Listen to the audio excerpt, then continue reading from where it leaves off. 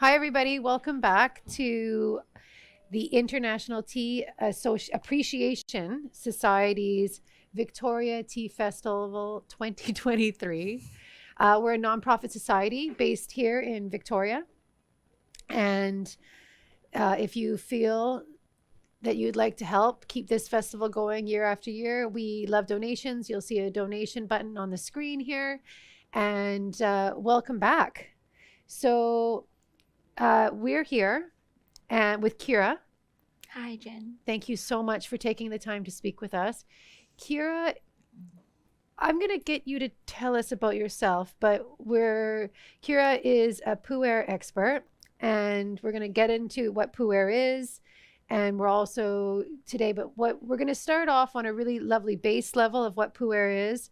And then slowly over our talk, we're going to get into how to invest and what are good choices and poor choices in investing in Pu-Erh. So I'm really excited about our conversation.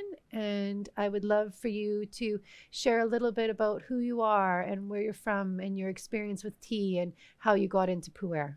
Okay. And good afternoon, all friends. My name is Keira. I'm from Keira's Tea Cellar. My company actually is very new.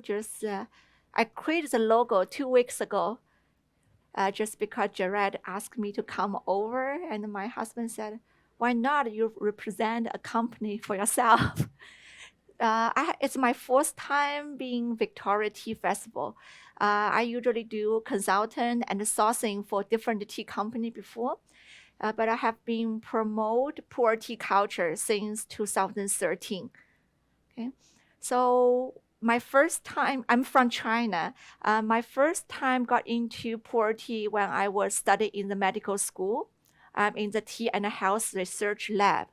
So I was doing some research with the puer tea, low quality puer tea.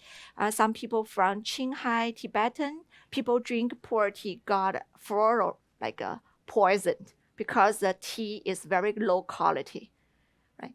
So I started to drinking. Is this tea bad for people or good? And the puer tea, and most people know it's a post-fermented tea. So fermented, I said I want to make very clear what's puer tea. So fermented, we know there need to be some macros be participate in the process of making puer tea.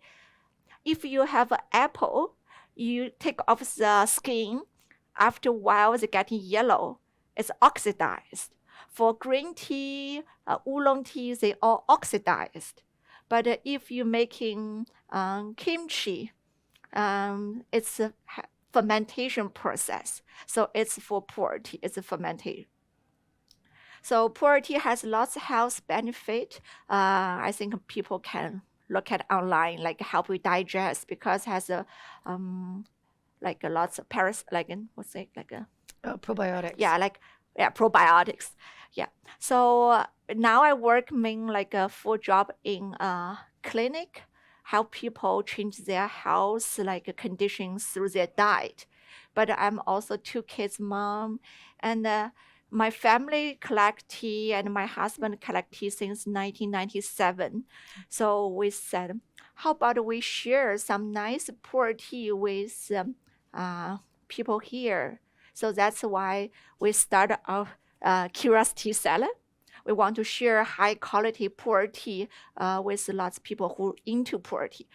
I promote puer tea culture in North America for 10 years. I noticed there was misunderstanding about the puer tea and the good quality and the raw quality.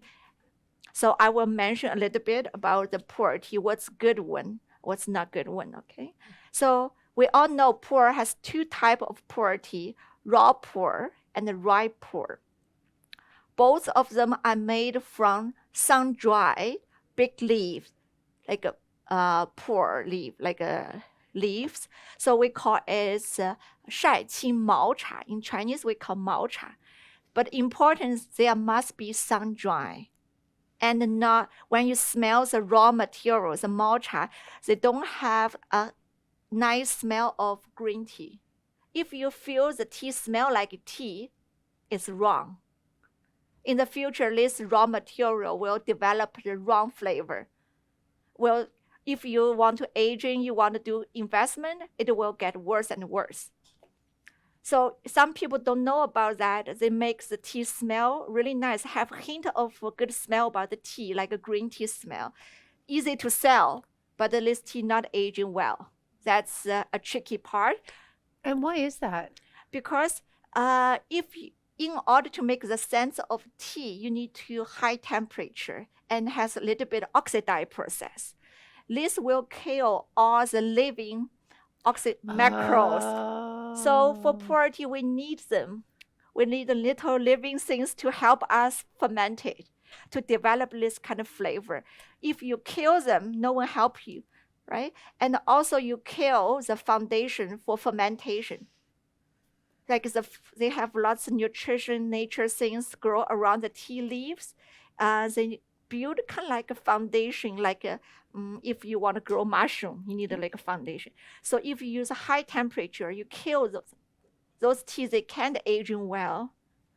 Thank you. So if you're looking for nice raw puer, you must have something not smell like a green tea, not at all. And if you just go to Yunnan, go to the mountain, a trick. So everyone listen now, it's a high tip, right? Yeah. So has some mao cha in a gaiwan, steep for 5 minutes, and taste bitter and astringent. Must be bitter and astringent. That's the quality to transfer in the future. Okay, but the bitter not go past your tongue, and the astringent not pass your throat. So astringent stop here, the tongue. Bitter stop at the end of the tongue. Oh. So that's the tricky part. So we know, that's the good raw material, and it will become a good puer. Okay, so just to recount, if we've gone to Yunnan, yeah, joyfully, mm-hmm. and we're up in the mountains, and we're at the factory, yeah, and we're trying some mao cha, which is rough tea, and we taste it, and all of a sudden I'm like, steep for 5 seconds, 5 minutes. We steep it for 5 minutes, and I'm like, oh, this has a really nice aroma. Yeah, no, right? Yeah. And then if it's bitter, only to the back of our tongue. Yeah. Bitter, not past your tongue. Not past your tongue. But it must be bitter. It's got to be bitter. Yeah. And then also astringent. Yeah, astringent stop here, but you need to have the astringent. So, okay, so this is just a question because I really love Pu-Erh. And it's interesting. It's definitely become popular over the last 10 years. Yeah. And I've been noticing whenever I drink Pu-Erh, I always say for the raw Pu-Erh, mm-hmm. I like it at least 10 years old, mm-hmm. because before then it's really bitter and mm-hmm. astringent. But there's some now where people are like, oh no, Jen, try this one. And it's okay before then. And it's kind of sweet and it has these different flavor profiles, but those ones mm-hmm. will not age well. It depends now. Okay. So very good questions. I will say, like for mao cha, what I said is mao cha standard. If you want to make your own raw puer or ripe puer, that's how it's like us. We are making our tea. Sometimes like we're looking for raw material. So that's the standard for people choose the mao cha, make their own bench, right? Oh, wow. So if you already choose the ripe puer or raw puer, it's already finished. So what's a good one? So let's talk about the raw puer first. Raw puer these days, when we have 2 types of raw puer. One is the traditional one, which is formulated, and another one is a single mountain. So it's come from single area. Maybe even they say it's from one single tree, old growth tree. So that's the main 2 stream. But all the puer tea, they must be blended. Even they from one tree, they collect the leaves from summer, spring, fall. They need the tea leaves collect from different season to develop different flavor. Okay, if without all the different season blended, the flavor will be too simple. Yeah, Okay. all puer tea are blended. No, like yeah. Okay. And how to blend it? It's a kind of a secret. And some big factories, they have the formula. The old technician people know how to blend it, but some people don't know. Some people don't know, but they want to be part of the business. So they create a concept about the single mountain, single region. It's like same as wine, has the old country wine all blended, or new country US is all like a Shiraz or Pinot, like a one type of. So it's very close, puer tea like wine. Okay. And but even they're from one area, they must be blended. Okay, I will see. Puer is like a person.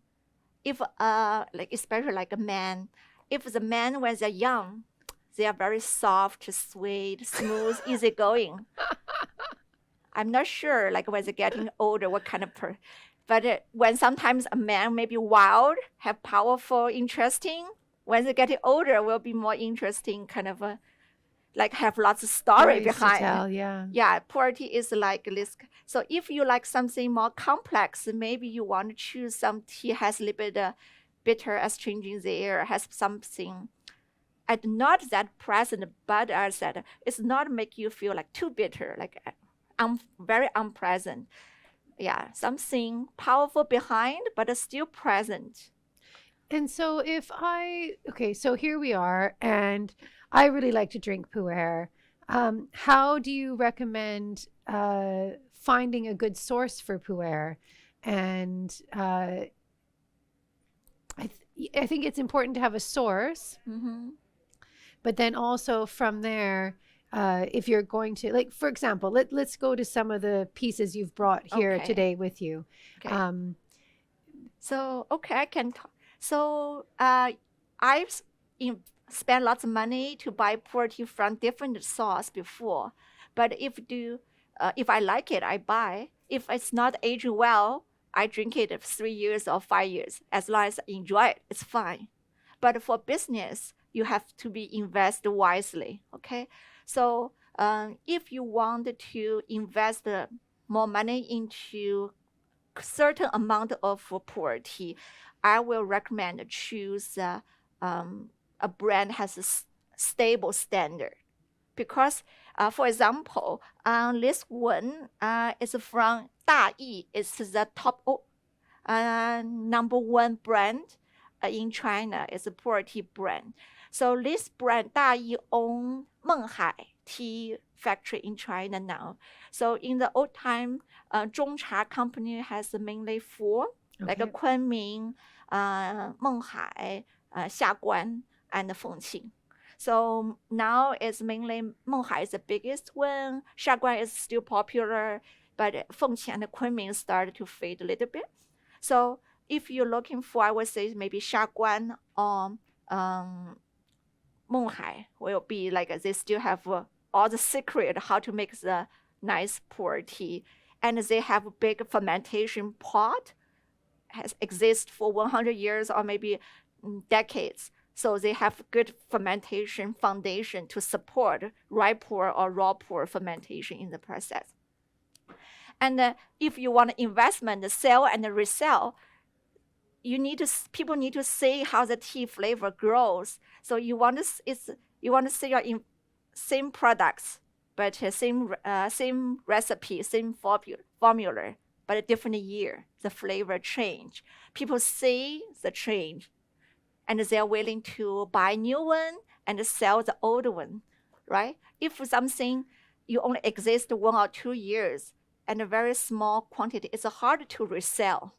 It's okay for yourself to enjoy, but for business, it's hard to resell.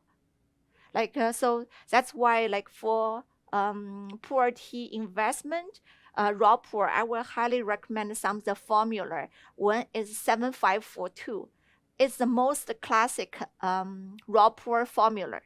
So 75 represents the year they create this formula. Okay. 4 is mean this tea is the most the tea matcha material is 4 grade, but they also have a 3, 5, 6 mix different Okay. grades, but 4 is the majority, and the 2 represent for Menghai factory. Okay, Okay. so 7542 is kind of the mother formula for most raw puer. Other raw puer is all try to find out something, make a little different. But this is the foundation, is the mother. Okay. So if most stable and most well turned. So if you want to invest, the first piece is 7542. And later for raw puer, you can choose 7532. Okay, so the smaller number, like the third one, the smaller number, the tea leaf smaller, more close to bud, and the bigger number, the leaf is older, like have a little bit more stem, bigger leaves. And would do you prefer the smaller leaf or the bigger leaf? The different, it's very personal. Okay. So the bigger one has a little bit more fiber and a little bit sweeter. But for a smaller one, it has more high nutrition and a little bit astringent and bitter, more interesting. So the middle one is, I would say, more full body, more balanced. Okay. Yeah, it depends. Like for, I do like some really old, like a big number. Could you tell us a little bit about storage? Because there's 2 different types of storage. Can you tell us a little bit about that? Because I think that if you have a collection, Okay, how you store it is very important. Okay, so old time when the tea party sent to overseas, they have to Taiwan or to Indonesia. The weather is very humid and wet and hot, so they kind of wet storage. And Kunming is where it's relative dry. We call dry storage. We highly recommend the dry storage, and the humid need to be around like 60%, and the temperature you can go 18 to 30 ish. So let's create a good environment for the puer tea to develop. And Vancouver, the weather, the temperature a little bit cold. Like for us, some tea we put the shelf above our fridge. The fridge a little bit hot. Yeah. So above the shelf, above the fridge. And if you want to keep the wet, you can put some the kitchen towel, wet kitchen towel, put on a big plate and open on surface. It's keep the small shelf kind of has enough humidity. In Vancouver environment, very easy. You don't need any machine. Something that I know from my own very small collection, very small.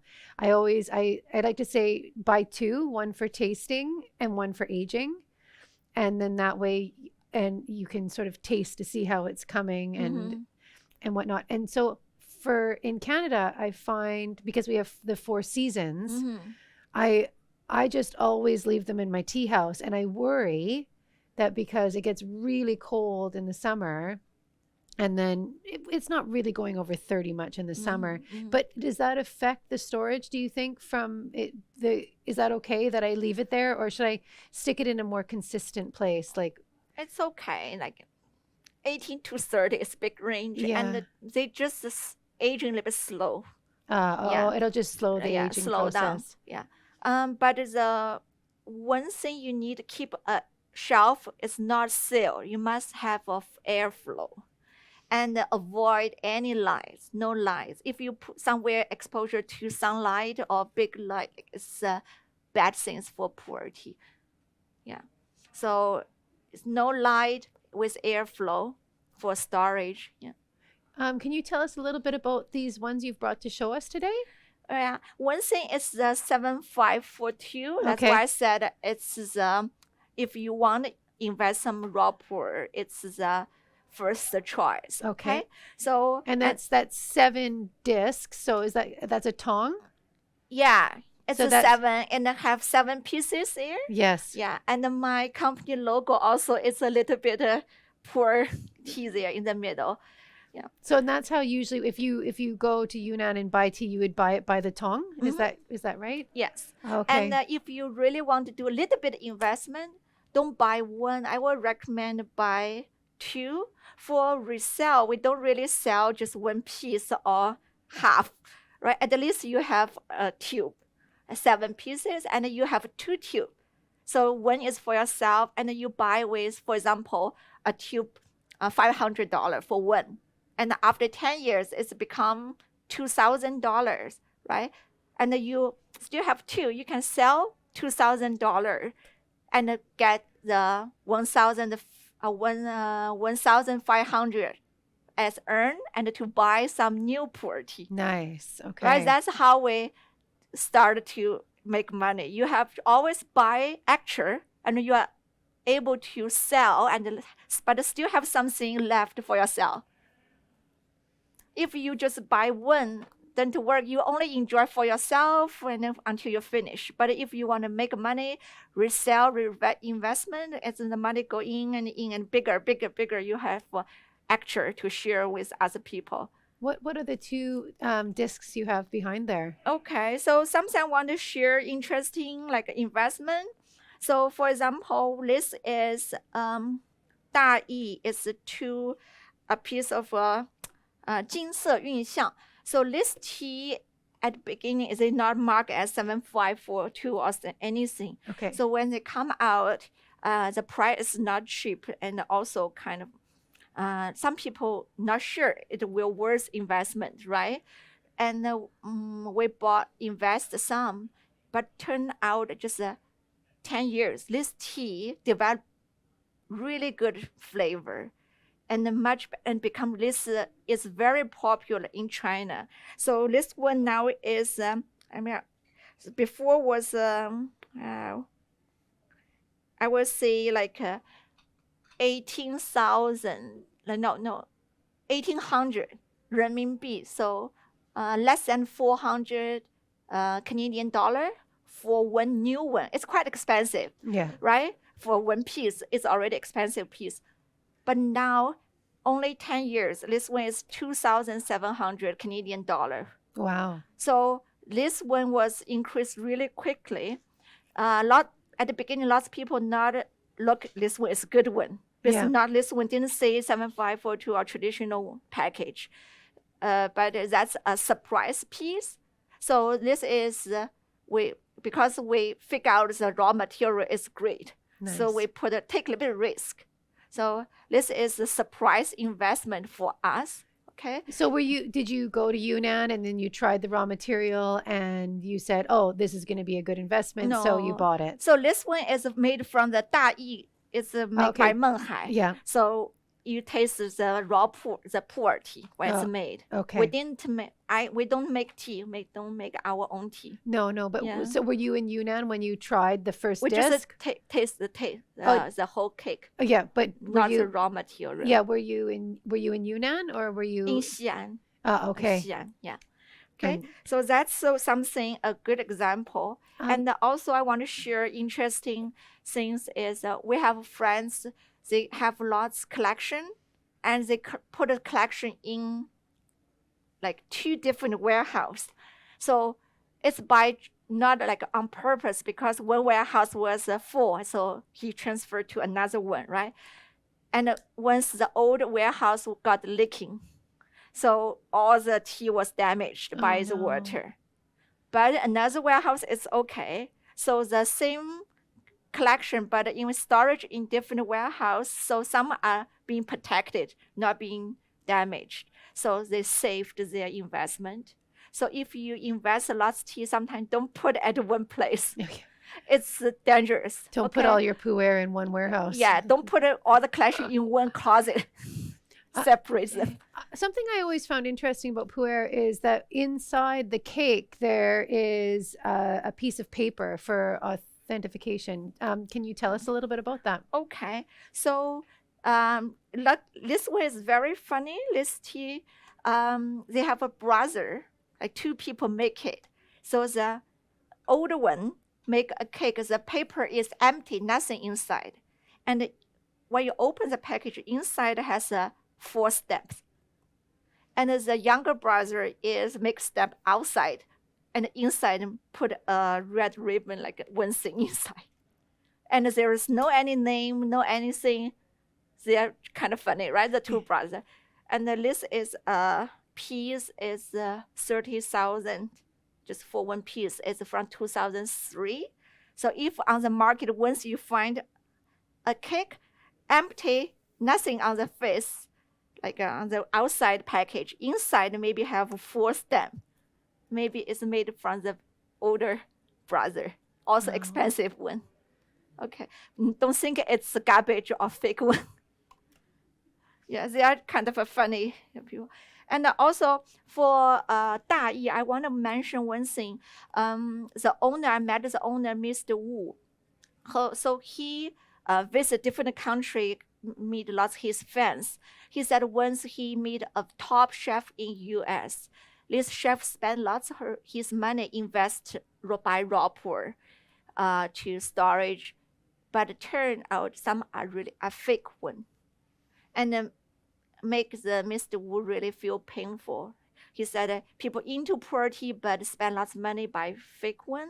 So he create when he came back China, he worked with Chinese bank, so uses the technique from the Chinese money, like a special technique. So into a special stick inside the puer. So I think in the after 2000, all the Da Yi, they have a special stick there, as you can tell it's a real one, because the technique other company can't make it. It's one piece. They have to have the technique from the bank. It's quite expensive.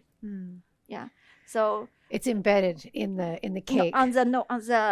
On the sticker, outside the sticker. Oh. Yeah, if you want to visit our booth, I can show you. They have a sticker there. They have technique from the kind of money technique.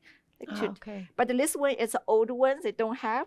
And then later, the new ones, they all have a sticker. Yeah. It's a big investment to do that. Yeah. Because in the 80s, it became very popular. Yeah. And because it was worth so much money, and Yunnan was a farming area, so it was this huge influx of money and investment, and people coming from Hong Kong and Taiwan and parts of China flooding in post 79 to find the Pu-Erh. And it's a really strong history. There's some really beautiful books out there to share how the movement started. And when did you start going to Yunnan to hunt for tea? Oh, when I was in university. Okay. Yeah, we did some of the research with the professor. Okay. Yeah, and I got a car accident there. Yeah, today I wear clothes was from a kind of Yunnan province as well. Yeah, so just a little bit tip for people who want to do small puer tea collection, not for big investment. Just choose good quality from kind of a standard company or like a nice brand, and don't expect it will turn quickly. So it's a long investment, and maybe one day when your grandchildren turn the tea, wow, this tea amazing. It's from my grandmother passed to me. When they enjoy it, and they thinking about it. So don't expect to it's short term, 10 years, 20 years. Okay. In China, it's a grandfather make tea when the granddaughter get married as a gift for granddaughter. But a different situation for rye puer now, because the rye puer, the fermentation 卧堆 technique has been developed so quickly. Old times, the 卧堆 technique, people find the tea has a little bit kind of a dirt kind of smell, feel the tea is not clear. And when the tea getting older, after 5 years or 10 years, this kind of flavor fade. The tea tastes better, more smooth.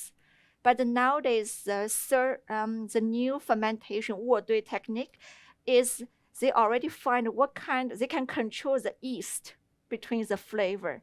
So they put a hole in all the raw material, like a bunch of a pile of raw material, put a hole, and so plant all the yeast into the whole. Oh, And they control the wow. fermentation process after around kind of 1 month. The flavor is already being rich and it's ready to drink, and it's sustainable, it's clean. It's so for ripe puer, don't spend too much money to buy the old one. Trust the new technology. Yeah, cheaper, and you can enjoy the health benefit, enjoy the flavor, and malty and earthy, and save lots of money. Oh, need some question? Please. Yeah. So one question about the health benefits: is there any like added benefit, like during the aging process, or is there like a limited time? Like, is there a point of no return, like diminishing returns, like after, like you said, the right where like if you have the yeast, it still gives you that health benefit? Okay. Versus like 5 years or 10 years.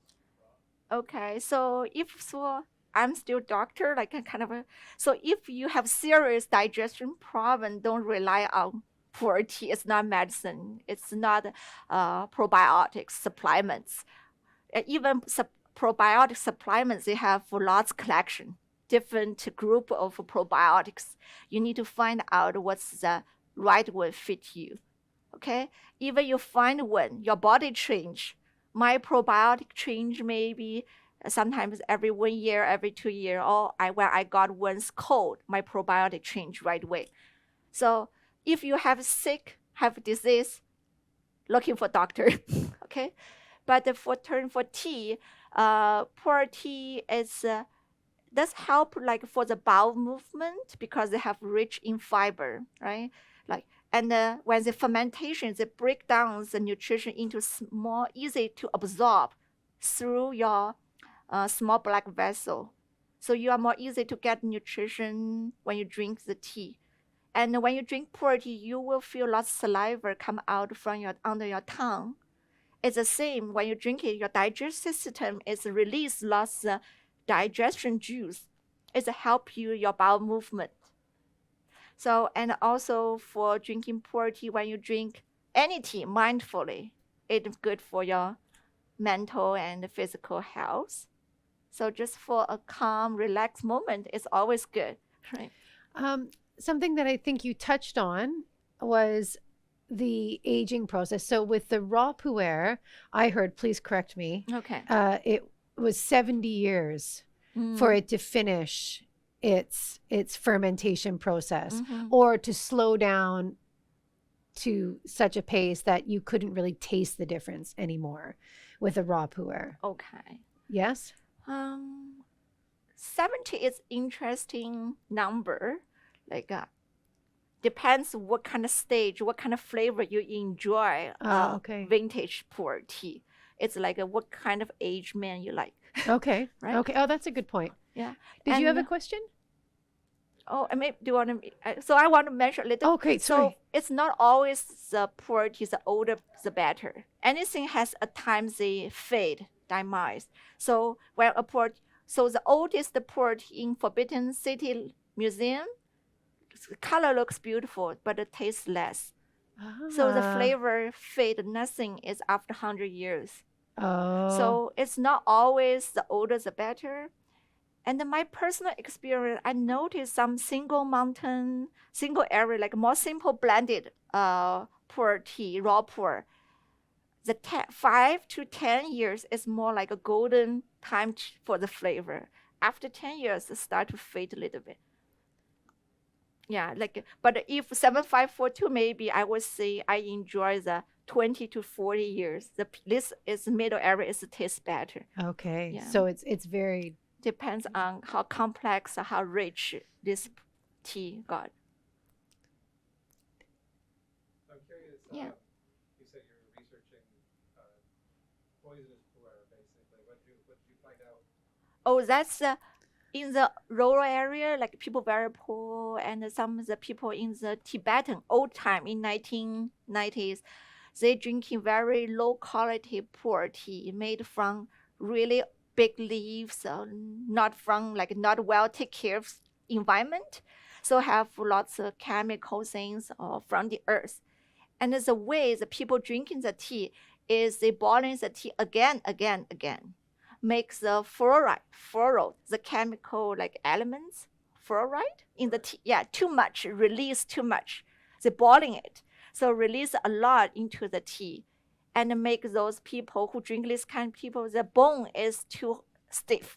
Oh, wow. Yeah, the younger kids, their teeth get decayed very early. And the old people, the bone is, you see lots of Tibetan people like can't stand up. Yeah. Oh. Their bone is kind of too much fluoride in their daily, like the water they drink. They're boiling the tea again and again. But for you drink puer tea, if you just drink steep, it's not a big problem. And puer tea is already kind of a special things for Chinese people. The value is increased a lot. So people well protect the environment. People care about the areas they make money.